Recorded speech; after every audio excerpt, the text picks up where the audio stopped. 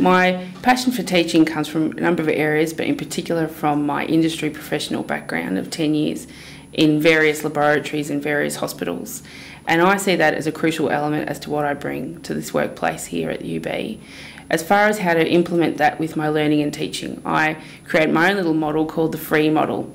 So F for fulfilling. I need to be able to fulfill the students not only with information and knowledge when they get here and help them learn and transform that information into usable information, but also fulfill career goals and professional enlightenment in longer term rather than just their 3 years here at the university.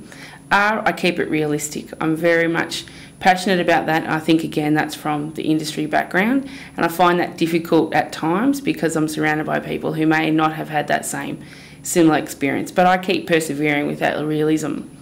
E for exciting and engaging, and without making curriculum and assessment exciting and engaging and realistic, again, I'm doing a disservice to the students, and I have to find that balance for students that may be doing things more online, even though they are here units, but we have to be flexible, and I acknowledge that fully with work pressures and family pressures.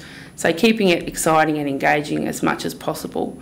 And finally, my last E is enlightening. I have to not only give them this information and try and help them understand it, but I don't want them to do the rote learning. I want them to understand it and then they can apply it out there, because the more that they can apply the information and be enlightened by it and be inspired by it, that is a better healthcare professional that our course will be delivering to our full-time graduates when they're out, whether that's in regional Ballarat, which we definitely require, but they can also, I want them to be able to have the options to go to Melbourne or go all over the state and internationally if that's where their heart desires.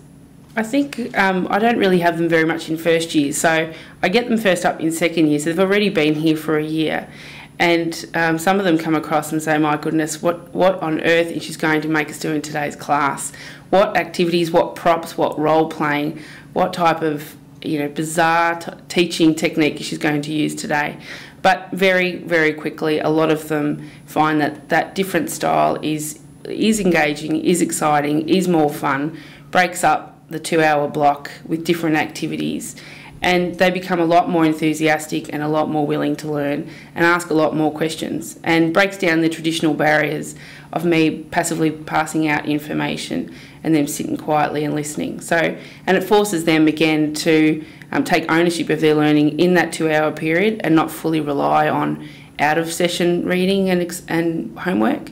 So although challenging, I think from the feedback I've had over the last 2 years of trying these different techniques, it's worked quite well, and I believe that I think I can improve it, but it will also be a long-term sustainable option, because that's the only way I can feel that I've done a service to the students.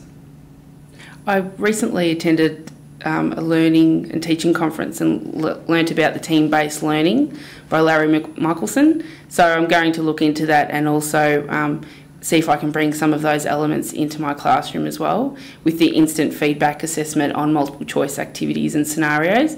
I didn't really realise I already partly have been using some of the techniques that he talks about, which I thought, well, that was quite good considering I have no teaching formal qualification. But again, I can see why he's doing that, and I'm further going to build on that, because the students really do want to know how they're going on a regular basis, not only once every 3 times in the semester.